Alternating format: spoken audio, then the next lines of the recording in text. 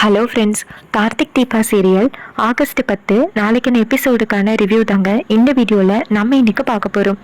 எபிசோடை ஸ்டார்ட் பண்ணுறதுக்கு முன்னாடி இந்த வீடியோவை மறக்காமல் லைக் பண்ணிக்கோங்க. உங்களுடைய ஒவ்வொரு லைக்ஸும் தொடர்ந்து வீடியோ போடுறதுக்கு எங்களுக்கு கொஞ்சம் இன்ட்ரெஸ்டிங்காகவும் என்கரேஜிங்காகவும் இருக்கும். எபிசோடு எப்படி ஸ்டார்ட் ஆகுதுன்னா, நம்ம அபிராமி வந்துட்டு தாலி கடிச்சதோட ரொம்ப சந்தோஷமா வீட்டுக்கு வராங்க. அப்ப ரம்யா அங்க நிக்கிறாங்க. கார்த்தி போயிட்டு நேரா ரம்யா கிட்ட, இங்க பாருங்க மேடம், தாலி காணாம போன விஷயத்த வீட்டில் நீங்க யாருக்கிட்டையும் சொல்லாதீங்க அப்படின்னு. இதை கேட்ட ரம்யாவும், சரி கார்த்தி, நான் யாருக்கிட்டையும் சொல்லலை, எனக்கு என் ஃப்ரெண்டை பற்றி தெரியாதா, கண்டிப்பாக இந்த விஷயத்தை பற்றி சொன்னால் தீபா ரொம்ப ஃபீல் பண்ணுவா, அதனால நான் கண்டிப்பாக சொல்ல மாட்டேன், நீங்கள் கவலைப்படாதீங்க கார்த்தி அப்படின்னு ரம்யா சொல்கிறாங்க. இதை கேட்டுட்டு கார்த்தியும் சரி அப்படின்னு சொல்லிட்டு அந்த இடத்துலேருந்து கிளம்புறாரு. அப்போ ரம்யா நினைக்கிறாங்க, இந்த தாலியை நம்ம எப்படியாவது திருடி இதே மாதிரி ஒரு தாலியை செஞ்சு தீபா கிட்ட கொடுத்துடலாம் அப்படின்னு நினைச்சோம். ஆனா இந்த தாலியவே அவசர அவசரமா கொண்டாந்து கார்த்திகிட்ட கொடுக்கும்படியா ஆகிருச்சு அப்படின்னு ரம்யா ரொம்ப கோவத்துல இருக்காங்க. அப்ப ரம்யா நினைக்கிறாங்க, தாலி காணாம போன விஷயம் தீபா குடும்பத்துக்கு தெரிய வந்துச்சுன்னா கண்டிப்பா அதுவே ஒரு அபசகணும்னு சொல்லி கண்டிப்பா கல்யாணத்தை நிப்பாட்டுறதுக்கு பல வாய்ப்புகள் இருக்கு. சரி, நம்ம அதை பயன்படுத்துவோம் அப்படின்னு ரம்யா நினைக்கிறாங்க. ரம்யா என்ன பண்றாங்கன்னா, நேரா தீபாவுக்கு கால் பண்றாங்க. தீபா போனை அட்டன் பண்ணி, சொல்லு ரம்யா அப்படின்னு சொல்ல ரம்யா சொல்றாங்க, இங்க பாரு, நான் எதிர்ச்சியா கோயிலுக்கு வந்தேன். கோயிலுக்கு வந்து பார்த்தா உங்க அத்தை தாலியை காணும்னு ரொம்ப சோகத்துல இருந்தாங்க. பார்த்ததோட எனக்கு ரொம்ப அதிர்ச்சி ஆகிட்டு, என்னடா இது தாலியை காணும்னு சொல்றாங்களேன்னு எனக்கு ரொம்ப ஷாக்கு. நான் போய் கேட்டேன், இங்க பாருங்க தாலி எப்படி மிஸ் ஆனிச்சு அப்படின்னு. அப்ப தீபா கேக்குறாங்க, என்ன ரம்யா சொல்ற, தாலி மிஸ் ஆகிருச்சுன்னு சொல்ற அப்படின்னு. அதுக்கு ரம்யா சொல்றாங்க, ஆமா தீபா, உன்னோட தாலிய பெண் சாமியார்கிட்ட வச்சு சாமி கும்பிடலாம் அப்படின்னு உன் அத்தை கோயிலுக்கு வந்திருக்காங்க. அப்ப கோயில்ல என்ன நடந்துச்சுன்னு தெரியல, திடீர்னு ஒரு திருட உன் தாலியை பிடுங்கிட்டு ஓடிட்டான். இதை பார்த்துட்டு உங்க அத்தை ரொம்ப அழுதுட்டாங்க. நான் வெளியில வந்து பார்த்தா அந்த ரவுடிய 4-5 பேரை அடிச்சுக்கிட்டு இருந்தாங்க. நல்ல வேலை அந்த தாலியை பிடுங்கி உன் அத்தைக்கிட்டே கொண்டு வந்து கொடுத்துட்டேன் அப்படின்னு. இதை கேட்டுட்டு தீபா அதிர்ச்சியாகி, இதை பத்தி நான் அத்தைக்கிட்ட கேட்கவா அப்படின்னு சொல்ல, அப்ப ரம்யா சொல்றாங்க, இங்க பாரு, இதை பத்தி நீ உன் அத்தைக்கிட்ட கேட்க வேணாம். கேட்டீன்னா கண்டிப்பா அதுவே பிரச்சனை ஆகிரும். ஏற்கனவே உன் கல்யாணத்துல பல தடங்கல்கள் நடந்துகிட்டு இருக்கு. இது மாதிரி உன் கல்யாணம் நடந்தா உன் அத்தையோட உயிருக்கு ஆபத்துன்னு கூட நீ ரீசெண்டா கேள்விப்பட்ட. ஸோ இப்போ நீ இதை பத்தி சொன்னீன்னு வச்சுக்கேங்க, கண்டிப்பா இந்த கல்யாணம் அபசக்கணும்னு சொல்லி எல்லாருமே வந்துட்டு இந்த கல்யாணத்தை நிறுத்தணும்னு நினைப்பாங்க.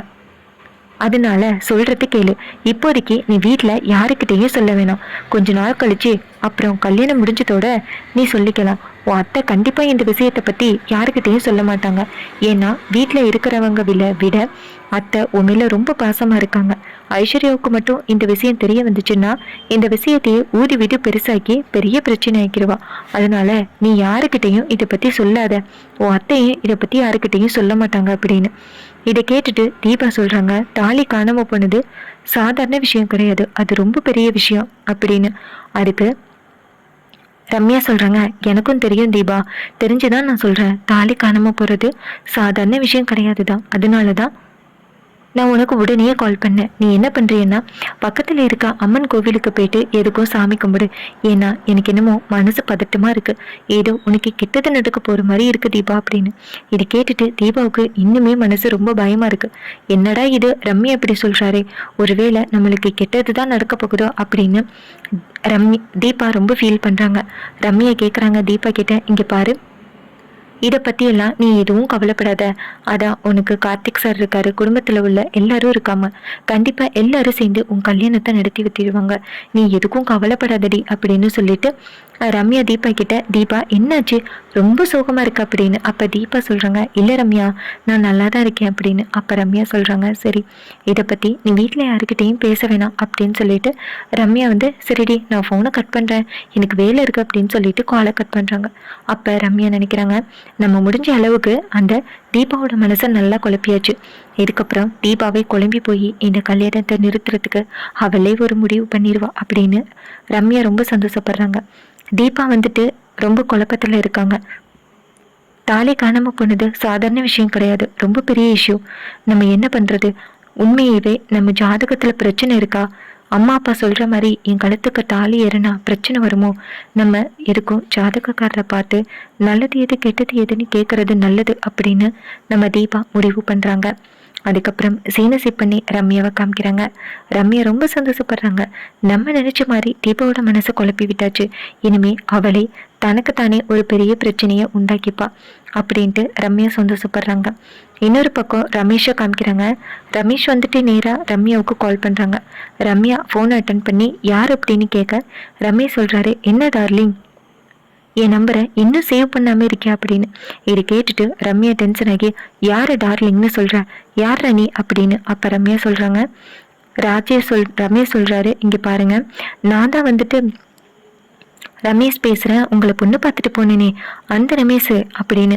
இதை கேட்டுட்டு ரம்யா டென்ஷன் ஆகி, இப்போ எதுக்கு நீ என் நம்பருக்கு கால் பண்ண அப்படின்னு. அதுக்கு ரமேஷ் சொல்கிறாரு, என்ன மேடம் இது, நீங்கள் என்னுடைய ஆள், உங்களுக்கு கால் பண்ணாமல் வேறு யாருக்கு கால் பண்ண போகிறேன்? கண்ட நேரத்துக்கு நீ எனக்கு கால் பண்ணியன்னா கண்டிப்பாக உன்னை சும்மா விட மாட்டேன் அப்படின்னு சொல்லிட்டு ரம்யா மிரட்டுறாங்க. அப்போ ரமேஷ் சொல்கிறாரு, உங்களை பார்க்குறதுக்காக நான் வீட்டிலேருந்து உங்கள் வீட்டுக்கு வந்துக்கிட்டு இருக்கேன் அப்படின்னு. இது கேட்டுட்டு ரம்யா டென்ஷன் ஆகுறாங்க. எதுக்கு போய் ஏன் வீட்டுக்கு வர, வந்தேன்னா அவ்வளோதான் அப்படின்னு. அதுக்கு ரமேஷ் சொல்கிறாரு, மேடம் நான் பாதி தூரம் வந்துட்டேன், இன்னும் கொஞ்சம் தூரம் தான் இருக்குது அப்படின்னு. அப்போ ரம்யா சொல்கிறாங்க, வந்தேன்னா உன்னை சும்மா விட மாட்டேன்டா அப்படின்னு. அப்போ ரமேஷ் வந்து காலிங் பெல் அடிக்கிறாரு. அப்போ விஸ்வநாதன் போயிட்டு கதவை திறக்கிறாரு. அப்போ விஸ்வநாதன் கேட்குறாரு ரமேஷ்கிட்ட, என்ன சார் இது இந்த நேரத்தில் வீட்டுக்கு வந்திருக்கீங்க அப்படின்னு. அப்போ ரமேஷ் சொல்கிறாரு, இல்லை சார், இது மாதிரி ரம்யாவை பற்றி ஒரு கெட்ட கனவு கண்டேன், அதான் உடனேயே என் தேவதையை பார்க்கணும்னு ஆசைப்பட்டேன், அதான் வந்துட்டேன், வந்தது தப்பா, என் தேவதையை மட்டும் ஒரே ஒரு முறை பார்த்துட்டு போயிடுறேன் அப்படின்னு. இதை கேட்டுட்டு விஸ்வநாதன் சொல்கிறாரு, அவ்வளோதானே, ரம்யா இங்கே வாமா அப்படின்னு சொல்ல ரம்யா இங்கேருந்து நைட் ட்ரெஸ்ஸில் வந்துக்கிட்டு இருக்காங்க. இதை பார்த்துட்டு ரமேஷ் சொல்கிறாரு, மேடம் உங்களுக்கு சாரீ தான் சூப்பராக இருக்குது, இந்த ட்ரெஸ் எல்லாம் நல்லாவே இல்லை அப்படின்னு. ரம்யா கேட்குறாங்க, இப்போ எதுக்காக நீங்கள் வந்திருக்க, உனக்கு என்ன வேணும் அப்படின்னு. அதுக்கு அந்த ரமேஷ் சொல்கிறாரு, இங்கே பாரு, உன்னை பற்றி நான் ஒரு பேடான கனவு கண்டேன், அதான் நான் உடனே வந்துட்டேன் உன்னைய பார்க்க அப்படின்னு. அதுக்கு ரம்யா சொல்கிறாங்க, இங்கே பாரு, கனவு கண்டா காலையில் வந்து பார்க்கலாம்ல, இப்போ யார் உன்னை வர சொன்னது, மரியாதையாக வீட்டுக்கு போ அப்படின்னு. விஸ்வநாதன் சொல்கிறாரு, இங்கே பாருமா, மாப்பிள்ளை வந்திருக்காரு, இப்படியா பேசுறது, டீ போட்டு கொண்டு வா அப்படின்னு. அப்போ ரம்யா சொல்கிறாங்க, சரிப்பா நான் டீ போட்டு கொண்டு வரேன், நீங்கள் கிளம்புங்க அப்படின்னு. விஸ்வநாதன் அந்த இடத்துலேருந்து போகிறாரு. அப்போ ரம்யா என்ன பண்ணுறாங்கன்னா, இப்போ நீ இந்த இடத்த விட்டு போக போறியா இல்லையா அப்படின்னு. அப்போ ரம்யா சொல்கிறாரு, மாமா என்ன சொன்னார், எனக்கு காஃபி போட்டு தானே கொடுக்க சொன்னார், உன் கையால் எனக்கு ஒரு காஃபி போட்டு கொண்டு வா அப்படின்னு. இதை கேட்டுட்டு செம்ம டென்ஷன் ஆகுறாங்க நம்ம ரம்யா. ரம்யா நேராக அவங்களுடைய ரூமுக்கு போயிட்டு துப்பாக்கி எடுத்துகிட்டு வராங்க. துப்பாக்கி எடுத்துகிட்டு வந்துட்டு நேராக ரமேஷோட நெத்தியில் வச்சு, இங்கே பாரு, இதுக்கப்புறம் என்னை டிஸ்டர்ப் பண்ண அப்படியும் நீ சுட்டு கொன்னுடுவேன் அப்படின்னு. அதுக்கு ரமேஷ் சொல்கிறாரு, இங்கே பாரு, எங்கே வேணாலும் சுடு, ஆனால் என் இதயத்தில் சுற்றாத, என் இதயத்தில் நீ இருக்க, உன்னை கண்டிப்பாக என்னால் மறக்கவே முடியாது அப்படின்னு. அப்போ ரம்யா சொல்கிறாங்க, மரியாதையா இப்போ போக போறியா இல்லையா அப்படின்னு. அப்போ அந்த இடத்துக்கு நம்ம விஸ்வநாதன் வராரு. விஸ்வநாதன் இதை பார்த்துட்டு அதிர்ச்சியாகி, ரம்யா என்னம்மா இது, இங்கே பாருங்க மாப்பிள்ள, ரம்யா ரொம்ப கோவப்படுறா, நீங்கள் போயிருங்க அப்படின்னு. அப்போ ரமேஷ் சொல்கிறாரு, எவ்வளோ கோவப்பட போறா, என்னைய சுடுற அளவுக்கு தானே கோவப்படுறா, சுடட்டுமே அப்படின்னு. விஸ்வநாதன் சொல்கிறாரு, இங்கே பாருங்க மாப்பிள்ள, என் பொண்ணை பற்றி உங்களுக்கு இன்னும் தெரியல, அதனால நீங்கள் போகிறது தான் நல்லது, தயவு செஞ்சு கிளம்புங்க மாப்பிள்ள அப்படின்னு. இதை கேட்டுட்டு ரமேஷும் சரி நான் கிளம்புறேன் அப்படின்னு சொல்லிட்டு வெளியில் வராரு. அந்த நேரம் பார்த்து நம்ம ரம்யா கிட்ட விஸ்வநாதன் சொல்கிறாரு, இங்கே பாருமா, இப்படியெல்லாம் கோவப்படக்கூடாது, அவர் இந்த வீட்டோட மாப்பிள்ளை அப்படின்னு. அப்போ ரம்யா சொல்கிறாங்க, அவர் இந்த வீட்டோட மாப்பிள்ளைன்னு நான் எப்போ சொன்னேன், நீங்களாக தான் தேவையில்லாமல் கண்ட விஷயத்தை பற்றி பேசிக்கிட்டு இருக்கீங்க, நான் என்றைக்குமே நான் ஒத்துக்கிட்டேன்னு சொன்னவே இல்லை அப்படின்னு. விஸ்வநாதன் சொல்கிறாரு, அபிராமி வீட்டில் அத்தனை பேருக்கு முன்னாடி இவரை பிடிச்சிருக்குன்னு சொன்னீங்க, அதெல்லாம் பொய்யாமா அப்படின்னு. அப்போ ரம்யா சொல்கிறாங்க, அப்பா அது அபிராமி அம்மாவுக்காக தான் சொன்னேன், எப்படியா இருந்தாலும் தீபாவோட கல்யாணம் முடிஞ்சதோட இந்த கல்யாணம் நான் வேணான்னு தான் சொல்ல போகிறேன், இவன் பாத்தியா கிறுக்கு மாதிரி இருக்கான், இவனை எப்படி என்னால் கல்யாணம் பண்ண முடியும் அப்படின்னு. அதுக்கு விஸ்வநாதன் சொல்கிறாரு, இங்கே பாருமா, உன்னை அவன் ரொம்ப லவ் பண்ணுறான், அதனால தான் அவன் இப்படி பேசுகிறான் அப்படின்னு.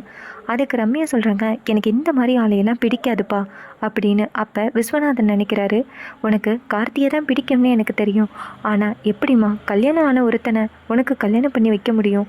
அவனுக்கு மட்டும் கல்யாணம் ஆகாமல் இருந்திருந்தா இன்னரும் எத்தனை லட்சம் எத்தனை கோடி செலவானாலும் பரவாயில்ல அப்படின்னு நான் கார்த்தியை உனக்கு கல்யாணம் பண்ணி வச்சிருப்பேன். ஆனால் இங்கே நடக்கிற சுச்சுவேஷனும் வேறு. என்னால் உன்னுடைய முடிவை ஏற்றுக்க முடியாதுமா அப்படின்னு விஸ்வநாதன் நினைக்கிறாரு. அப்போ ரம்யா சொல்கிறாங்க, அப்பா நீங்கள் ரொம்ப நேரம் முழிச்சிக்கிட்டே இருக்காங்க இந்த பைத்தியக்காரனுக்காக, நீங்கள் போயிட்டு தூங்குங்கப்பா அப்படின்னு. இது கேட்ட விஸ்வநாதனும் சரிம்மா அப்படின்னு சொல்லிட்டு அந்த இடத்துலேருந்து தூங்க போகிறாரு. அப்போ ரம்யா ரொம்ப கோவத்தில் நிற்கிறாங்க. அப்போ ரமேஷ் நேராக ரம்யாவுக்கு கால் பண்ணுறாங்க. அப்போ ரம்யா ஃபோன் அட்டன் பண்ணி, பைத்தியக்காரா, நீ இன்னும் உன் வீட்டுக்கு போய் சேரலையா? உனக்கு என்ன தான் வேணும் அப்படின்னு. அதுக்கு ரமேஷ் சொல்கிறாரு, ரம்யா நீ என்ன பண்ண? நீ என்னை கல்யாணம் பண்ணிக்க மாட்டேங்கிறேன்னு சொல்கிறியல்ல, நான் மாடியிலேருந்து குதிச்சு சாக போகிறேன், வரியா இல்லையா அப்படின்னு. அப்போ ரம்யா அதிர்ச்சியாகி, பைத்தியக்காரா நீ எங்கடா இருக்க அப்படின்னு. அப்போ ரமேஷ் சொல்கிறாரு, நான் உங்கள் வீட்டோட மொட்டை மாடியில் தான் நிற்கிறேன் அப்படின்னு. அப்போ ரம்யா கேட்குறாங்க, மொட்டை மாடிக்கு நீ எப்படி போன அப்படின்னு. அப்போ ரமேஷ் சொல்கிறாரு, நான் எப்படியோ போனேன், ஆனால் இப்போ நான் மேலே போக போகிறேன் அப்படின்னு. இதை கேட்டுட்டு செம்ம அதிர்ச்சி ஆகுறாங்க ரம்யா. ரம்யா இங்கேருந்து ஓடி வர்றாங்க. வந்து பார்த்தா ரமேஷ் மாடி உச்சியில் நின்றுக்கிட்டு நான் குதிக்க போகிறேன் அப்படின்ட்டு குதிக்க வராரு. அப்போ டக்குன்னு ரம்யா சொல்கிறாங்க, ஏய் தயவு செஞ்சு குதித்து தொலைஞ்சிடாத, உனக்கு என்ன தான் வேணும் அப்படின்னு. அப்போ ரமேஷ் சொல்கிறாரு, என்னை கொல்லணும் அப்படின்னு நீ நினச்ச, ஆனால் என்னை கொல்லலை, அதனால் நானே சாக போகிறேன், நான் கீழே விழுந்து சாக போகிறேன் அப்படின்னு. இதை கேட்டுட்டு ரம்யா கத்துறாங்க, தயவு செஞ்சு கீழே விழுந்துடாத அப்படின்னு சொல்லி கத்துறாங்க. அப்போ நம்ம ரமேஷ் சொல்கிறாரு, மேடம் அப்போ என்னை ஒரே ஒரு தடவை லவ் பண்ணுறேன்னு சொல்லுங்கள், அப்போ இறங்குறேன் அப்படின்னு. அப்போ ரம்யா சொல்கிறாங்க, சரி சரி நான் உன்னை லவ் பண்ணுறேன், இறங்கு அப்படின்னு. இதை கேட்டதோட ரமேஷும், நீங்கள் எப்படி சொன்னால் கண்டிப்பாக நான் நம்ப மாட்டேன், நீங்கள் இறங்குங்க அப்படின்னு. இது கேட்டுட்டு ரம்யா சொல்கிறாங்க, இங்கே பாரு, நீ வேணா நான் சொல்கிறத அப்படியே ரெக்கார்ட் பண்ணி வச்சுக்க, நான் உன்னையே லவ் பண்ணுறேன், நான் உன்னையே கல்யாணம் பண்ணிக்கிறேன் அப்படின்னு. இதை கேட்டுட்டு ரமேஷும் ரொம்ப சந்தோஷமாக வீடியோ எடுத்து வச்சுக்கிறாரு. அப்படியே ரம்யா லவ் பண்ணுறேன்னு சொல்கிறத வீடியோ எடுத்து வச்சுக்கிறாரு. ரொம்ப ஹாப்பியாக மாடியிலேருந்து இறங்குறாரு. அப்போ விஸ்வநாதன் வந்துட்டு என்னாச்சுமா அப்படின்னு கேட்க, அப்போ ரம்யா நேராக விஸ்வநாதனை பார்த்து, அப்பா என்ன மாதிரி ஆளப்பா சூஸ் பண்ணியிருக்கீங்க? விட்டா இவன் இன்னும் கொஞ்சம் நேரத்தில் செத்துருப்பான்ப்பா, ஏன்ப்பா இந்த மாதிரி பண்ணுறீங்க அப்படின்னு. அதுக்கு விஸ்வநாதன் சொல்கிறாரு, இங்கே பாரு, அதெல்லாம் எனக்கு என்னமா தெரியும், இது நல்ல மாப்பிள்ளைன்னு கார்த்தி தான் சொன்னார் அப்படின்னு. அதுக்கு ரம்யா கேட்குறாங்க, என்ன கார்த்தி சொன்னாரா? கார்த்திக்கு இதுக்கும் என்ன சம்மந்தம் அப்படின்னு. அதுக்கு விஸ்வநாதன் சொல்கிறாரு, கார்த்தி தான் உனக்கு மாப்பிள்ளை பார்த்தாரு அப்படின்னு. இதை கேட்டுட்டு ரம்யா டென்ஷன் ஆகுறாங்க. இங்கே பாருங்கப்பா, இந்த மாதிரி ஒரு பைத்தியக்காரனை எனக்கு கல்யாணம் பண்ணி வைக்கணும்னு முடிவு பண்ணிங்க, இங்கே பார்த்தீங்களா, இவன் பாட்டுக்கும் மாடி உச்சியில் போய் என்ன நின்றுக்கிட்டு சாக்குறேன்னு என்னையே மிரட்டுறான், இதெல்லாம் சாதாரண விஷயமாப்பா, ஏன்ப்பா இப்படி பண்ணுறீங்க அப்படின்னு. அப்போ ரமேஷ் இங்கேருந்து வந்துட்டு, டார்லிங் நீ என்னைய லவ் பண்ணுறேன்னு ஒத்துக்கிட்ட, நாளைக்கு என் கூட காஃபி சாப்பிட்றது நீ வந்தே ஆகணும் அப்படின்னு. இது கேட்டுட்டு ரம்யாவும், சரி நான் காஃபி சாப்பிட கண்டிப்பாக வரேன் அப்படின்னு சொல்கிறாங்க. இதை கேட்டுட்டு ரமேஷ் ரொம்ப சந்தோஷப்படுறாரு. என் டார்லிங் ரம்யா என் கூட காஃபி சாப்பிட நாளைக்கு வர போகிறாங்க அப்படின்ட்டு ரமேஷ் ரொம்ப ஹாப்பியாக அந்த இடத்துலேருந்து போகிறாரு. இன்னொரு பக்கம் நம்ம ரம்யா அவங்க அப்பாவை மறைக்கிறாங்க. பார்த்தீங்களாப்பா எப்படிப்பட்ட வேலையை பார்த்து வச்சுருக்கீங்கன்னு. இவன் பாட்டுக்கும் வந்து மாடி வேலை ஏறி நின்றுக்கிட்டு சாகுறேன்னு சொல்கிறான். இந்த மாதிரி சொல்கிற ஆளை எனக்கு சுத்தமாக பிடிக்கவே பிடிக்காது. இப்படி தான் மாடி உச்சியில் போய் இருந்துக்கிட்டு என்னைய கல்யாணம் பண்ணிக்கிறேன், என்னை லவ் பண்ணு அப்படின்னு சொல்லி இப்படி மிரட்டுறதா, இதெல்லாம் ரொம்ப டூமச்சுப்பா. நீங்கள் பார்த்த மாப்பிள்ளை கொஞ்சம் கூட சரியே இல்லை பாருங்கள். தீபாவோட கல்யாணம் முடிஞ்சதோட இந்த கல்யாணத்தில் எனக்கு விருப்பம் இல்லைன்னு சொல்லிட்டு நான் கண்டிப்பாக இந்த இடத்த விட்டு போக தான் போகிறேன், நீங்கள் பார்க்க தான் போகிறீங்க அப்படின்னு. இதை கேட்டுட்டு செம்ம ஷாக் ஆகுறாங்க நம்ம விஸ்வநாதன் சொல்கிறாரு, இங்கே பாருமா, அந்த மாதிரி தப்பான முடிவு எதுவும் எடுக்காதுமா, தயவு செஞ்சு சொல்கிறத கேளுமா அப்படின்னு. ஆனால் ரம்யா சொல்கிறாங்க, இல்லைப்பா, இந்த மாதிரி ஒருத்தனை என்னால் கண்டிப்பாக கல்யாணம் பண்ண முடியாது, உங்கள் பேச்சு கேட்டேன்னா கண்டிப்பாக இந்த கிறுக்கம் கூட என்னால் வாழ முடியாதுப்பா, என்னை மன்னிச்சிருங்க அப்படின்னு சொல்லிட்டு ரம்யா கோவமாக அவங்க ரூமுக்கு போகிறாங்க. அப்போ விஸ்வநாதன் நினைக்கிறாரு, இதை பற்றி நம்ம கார்த்திக்கிட்ட சொல்லியே ஆகணும் அப்படின்ட்டு விஸ்வநாதன் நேராக கார்த்திக்கு கால் பண்ணுறாரு. கார்த்தி ஃபோன் அட்டன் பண்ணி, சொல்லுங்கள் சார், என்ன இந்த நேரத்தில் கால் பண்ணியிருக்கீங்க அப்படின்னு. அப்போ விஸ்வநாதன் சொல்கிறாரு, தம்பி என் வீட்டில் ரொம்ப பெரிய பிரச்சனை ஆகிட்டு அந்த ரமேஷ் இருக்காருல்ல, ரம்யா பேசலைன்னா மாடியிலேருந்து குதிச்சிருவேன் அப்படின்னு சொல்லி அவ்வளோ மிரட்டல் விட்டுட்டாரு ரம்யா கிட்ட. ரம்யா பயந்து போய், நான் உன்கிட்ட பேசுகிறேன், தயவு செஞ்சு இப்படி பண்ணாதுன்னு அவளை கெஞ்சுற அளவுக்கு இந்த ரமேஷ் நடந்துக்கிட்டான் தெரியுமா அப்படின்னு. இதை கேட்டுட்டு கார்த்தி சொல்கிறாரு, சைக்கலாஜிக்கலி ரம்யா எப்படிப்பட்ட ஆள் அப்படின்னு ரமேஷுக்கு தெரியும். சரியான முறையை தான் கையாளுருக்கான். நீங்கள் நினைக்கிறீங்க ரமேஷ் சாதாரண ஆளுன்னு. ரமேஷ் ஒரு சைக்காலஜி டாக்டர். அவர் கண்டிப்பாக ரம்யாவை க்யூர் பண்ணுவார் அப்படின்னு சொல்ல விஸ்வநாதன் ரொம்ப சந்தோஷப்படுறாரு. என் பொண்ணுக்கு சாதாரண மாப்பிள்ளையை தான் ரெடி பண்ணியிருக்கீங்கன்னு நினச்சேன். ஆனால் சகலகலா கில்லாடியை தான் என் பொண்ணுக்கு மாப்பிள்ளையாக நீங்கள் செலக்ட் பண்ணியிருக்கீங்க தம்பி. ரொம்ப நன்றி அப்படின்னு விஸ்வநாதன் சொல்கிறாரு.